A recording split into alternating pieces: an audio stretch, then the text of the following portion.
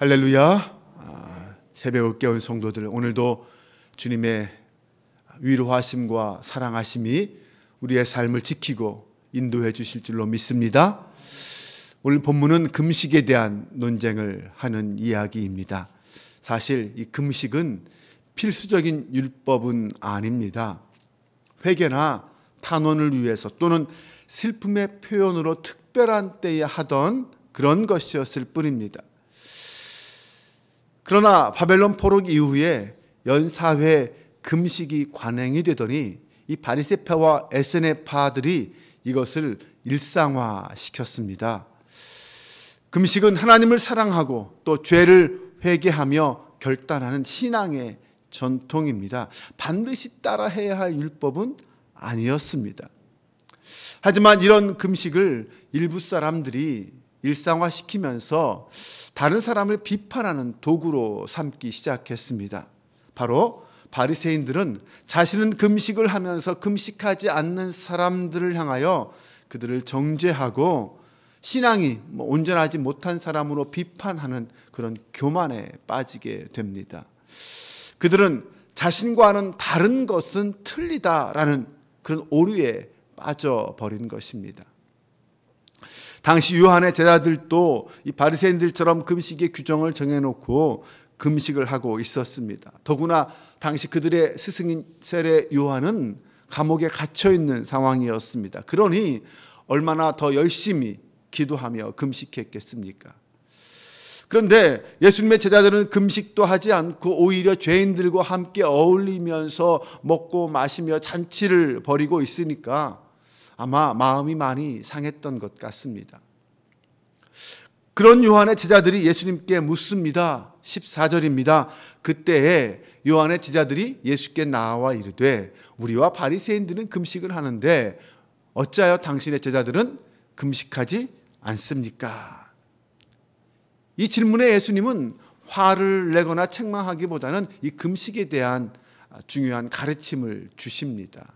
15절을 보면 예수께서 그들에게 이르시되 혼인집 손님들이 신랑과 함께 있을 동안에 슬퍼할 수 있느냐?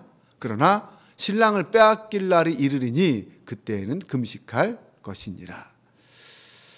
혼인집 손님들이 신랑과 함께 있을 때는 슬퍼할 수 없지만 신랑을 빼앗길 날이 되면 금식하게 될 거다라는 것이죠. 그러면서 계속해서 비유를 말씀하시는데 낡은 옷에 새 천조각을 대고 기우면 옷이 더 헤어지지만 또 새 포도주를 낡은 가죽 부대에 넣으면 부대도 터지고 포도주도 버리게 된다라고 말씀하십니다. 이것은 지금 그리고 이제부터 시작되는 예수님과 함께하는 그 시대는 옛 방식이 아니라 새로운 방식의 시대다라는 것을 말하고 있습니다. 나아가서 예수님과 함께하는 지금 이 시대는 금식의 시대가 아니라 신랑과 함께하는 기쁨의 시대, 함께 먹고 마시는 그런 기쁨의 시대가 될 거다라고 말씀하시는 것입니다. 예수님은 요한의 제자들이나 바리새인들이 생각하는 그런 율법의 차원을 뛰어넘는 분이셨습니다. 그분은 율법을 완성하시는 분이십니다. 당시 바리새인들은 일주일에 이틀씩 철저하게 금식했습니다. 그러나 주님은 그런 형식적인 규례보다는 이제는 천국 복음의 시대다, 천국 복음으로 바뀌어야 한다라고 말씀하십니다. 주님이 오심으로 구약의 시대가 끝나고 이제 신약의 시대가 되었습니다. 예수님이 가르치는 새 언약의 시대, 천국 복음의 시대가 된 것입니다.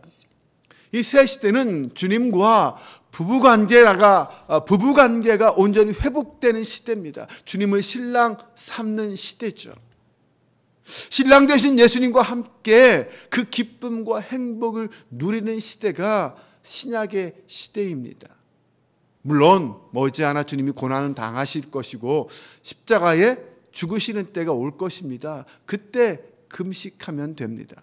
그때 울면 됩니다. 그러나 지금은 주님과 함께 하심을 기뻐하고 누릴 때라는 것입니다. 주님과 함께하는 백성답게 살 때라는 거죠. 행위에 초점을 맞추고 의식과 율법에 얽매이지 말고 진정한 하나님의 뜻, 율법의 본질을 이해하라는 것입니다. 경건 생활에 있어서 우리가 해야 할 것들이 있습니다. 하면 좋은 것들이 있습니다. 네, 열심히 성경도 읽어야 되고 또 성경도 암송하고 쓰기도 하고 묵상도 해야 합니다. 금식도 때에 따라서 필요하면 해야 합니다. 하지만 그것을 할 때 우리는 그 동기와 목적이 무엇인지 분명히 되새기고 기억하고 생각하며 그 일을 해야 합니다. 40일 금식기도 한다고 경건해지는 것 아닙니다. 내가 그것을 통하여 깨달은 것이 무엇이고 그리고 그것을 통하여 어떤 열매를 맺느냐, 어떤 열매를 맺으며 사느냐, 이것이 중요합니다. 오히려 40일 금식기도가 그를 교만하게 만들고 그를 넘어지게 할 수도 있다는 것입니다. 또한 내가 어떤 종교적 의식이나 경건의 행위를 한다고 해서 그렇게 하지 않는 사람들을 정죄하거나 낮추어 보아서는 또한 안 됩니다. 형식적인 신앙은 다른 사람을 정죄하는 것으로 나아가기 쉽습니다. 하지만 하나님은 마음 중심을 보시는 하나님이시라고 했습니다. 본문 18절 이하를 보면 죽은 한 관리의 딸을 살리는 기적과 12해를 혈루증으로 앓던 여인이 치유받는 그런 이야기가 나옵니다. 특히 이 12해를 혈루증으로 앓던 여인은 예수님의 겉옷만 만져도 병이 나을 것이다라는 그런 믿음을 가지고 있었습니다. 그녀는 자신의 인생의 가장 절망적인 순간에 주님을 만났습니다. 그 절망 속에서 그래도 낙심하지 않고 주님을 신뢰하면서 주님 앞에 엎드렸습니다. 주님은 그 혈루증을 앓는 여인을 향하여 비록 그녀가 부정한 여인이었지만 믿음으로 주님 앞에 나왔던 그 행위를 칭찬하셨습니다. 그녀의 그런 믿음과 용기는 그녀의 병뿐만 아니라 그녀의 영혼도 구원하는 역사를 일으켰습니다. 우리가 주님의 은혜를 누리는 비결이 있다면 그것은 겉모습이 아닙니다. 내가 어떤 존재냐, 겉으로 보여지는 모습이 아니라 얼마나 주님을 신뢰하고 있느냐, 거기에 달려 있습니다. 모든 사람은 외면하고 정죄해도 오직 주님은 나를 용서하시고 나를 사랑하시고 나를 치유해 주실 것이라는 믿음을 가진 사람, 내 주변의 모든 상황과 조건은 절망적이지만 그 속에서 주님을 향한 믿음을 가지고 나아오는 사람, 그 사람이 주님의 은혜를 경험하고 주님의 능력을 체험할 수 있습니다. 그런 사람과 주님이 함께 하십니다. 사랑하는 여러분, 오늘날 우리가 주님을 향하여 바로 이런 믿음, 이런 신앙으로 나아가고 있습니까? 우리가 그렇게 주님을 믿고 신뢰할 수 있는 이유가 무엇일까요? 그것은 주님의 십자가 사랑 때문입니다. 모두가 나를 손가락질해도 주님만은 나를 긍휼히 여기실 것이라는 그 믿음 때문입니다. 혈루증 여인은 사람들 앞에 마음대로 나설 수 없었습니다. 혈루증이란 병은 부정한 병이었기 때문에 그 사람과 접촉하게 되면 접촉한 사람도 부정하게 되어 거기에 맞는 율법을 행해야, 정결 예식을 행해야 깨끗해질 수 있었습니다. 그러니 사람들이 그녀를 만나려고 했겠습니까? 그녀도 사람들 앞에 나설 수 없었을 것입니다. 부정하다고 마주하려고 하지 않았습니다. 그런데 주님은 그녀를 마주하면서 따라 안심하라,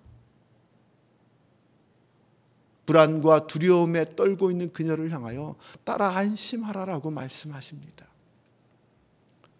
오늘날 우리 주변에도 이 여인처럼 힘없고 연약하고 병든 사람들이 많습니다. 그런데 가만히 보면 세상은 이런저런 이유와 핑계로 그런 사람들을 무시하고 핍박합니다. 그럼 누가 그런 연약하고 힘없는 사람들 편에 설 수 있습니까? 주님이 오늘 이 시대에 우리와 함께 하신다면 그들 편에 서서 그들을 긍휼히 여겨주시고 그들과 함께 해주시고 치유해 주시지 않을까요? 그러기에 오늘날 교회와 성도는 힘없고 연약한 가난한 사람들 편에 서 있어야 합니다. 그것이 주님을 따르는 것이고 그 길이 십자가의 길이요, 그것이 주님의 명령입니다. 우리는 예수 그리스도를 믿음으로 말미암아 구원받은 하나님의 사람들입니다. 주님은 믿음을 통하여 구원의 역사를 이루십니다. 십자가를 의지하며 절망의 자리를 박차고 일어나서 소망과 믿음의 자리로 나아가는 성도, 이것이 오늘 저와 여러분의 모습일 수 있기를 바랍니다. 주님께서 그런 우리를 향하여 우리의 손을 잡아주시고 우리를 향하여 사랑하는 딸아 안심하라 말씀하시면서 당신의 역사를 이루시고 치유해 주시는 은혜를 경험하게 될 것입니다. 오늘도 주님의 위로와 치유하심이 우리의 삶 가운데 함께 하시기를 주님의 이름으로 축원합니다. 기도합니다. 하나님, 아름다운 믿음의 길을 걷는 주님의 자녀로 우리를 불러주셔서 감사합니다. 우리가 가는 그 길이 생명의 길이요, 주님의 은혜와 소망을 누리는 길임을 믿습니다. 주님과 함께함의 기쁨을 누리는 하루하루가 되게 하여 주옵소서. 십자가 구원의 은혜를 입은 자로서 날마다 주님의 이름을 부르며 감사와 찬양을 드리는 저희들 되기를 원합니다. 세상은 외면해도 주님은 나를 사랑하심을 믿습니다. 그 사랑 받은 자로 이 땅 위에 연약한 자들을 품게 하시고 섬기게 하여 주옵소서. 사랑의 하나님, 우리의 신앙생활이 나의 만족을 위해 하는 것이 아니라 하나님의 영광을 위하여, 하나님의 뜻을 이루기 위하여 행하는 신앙이 되길 원합니다. 오늘도 주님이 부르신 그 자리에서 주님의 뜻을 이루어드리는 저희의 하루의 삶이 되도록 인도하여 주옵소서. 우리 주 예수 그리스도의 이름으로 기도합니다. 아멘.